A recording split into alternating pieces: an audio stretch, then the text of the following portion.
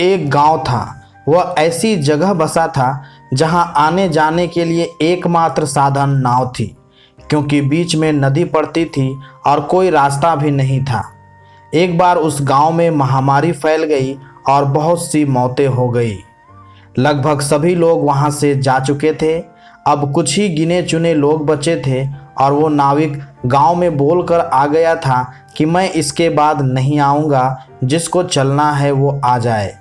सबसे पहले एक भिखारी आ गया और बोला, मेरे पास देने के लिए कुछ भी नहीं है, मुझे अपने साथ ले चलो, ईश्वर आपका भला करेगा।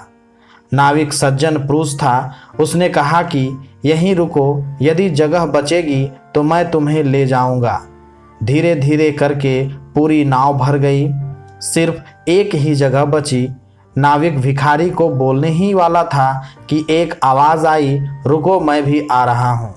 यह आवाज़ जमींदार की थी, जिसका धन दौलत से लोभ और मोह देखकर उसका परिवार भी उसे छोड़कर जा चुका था। अब सवाल यह था कि किसे लिया जाए। जमींदार ने नाविक से कहा, मेरे पास सोना चांदी है, मैं तुम्हें दे दूंगा। और भिखारी ने हाथ जोड़कर कहा कि भगवान के लिए मुझे ले चलो।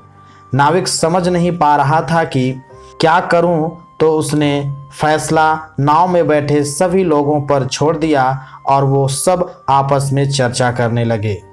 इधर जमींदार सबको अपने धन का प्रलोभन देता रहा और उसने उस भिखारी को बोला, ये सब कुछ तू ले ले, मैं तेरे हाथ पैर जोड़ता हूँ, मुझे जाने दे। तो भिखारी ने कहा, मुझे भी अपनी जान बहुत प्यारी है, अगर मेरी जिंदगी ही नहीं रहेगी तो मैं इस धन दौलत का क्या करूँगा। जीवन है तो जहान है।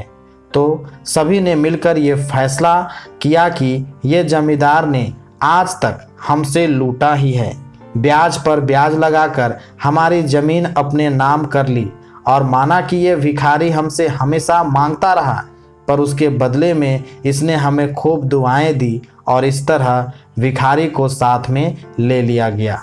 बस यही फैसला है। ईश्वर भी वही हमारे साथ न्याय करता है।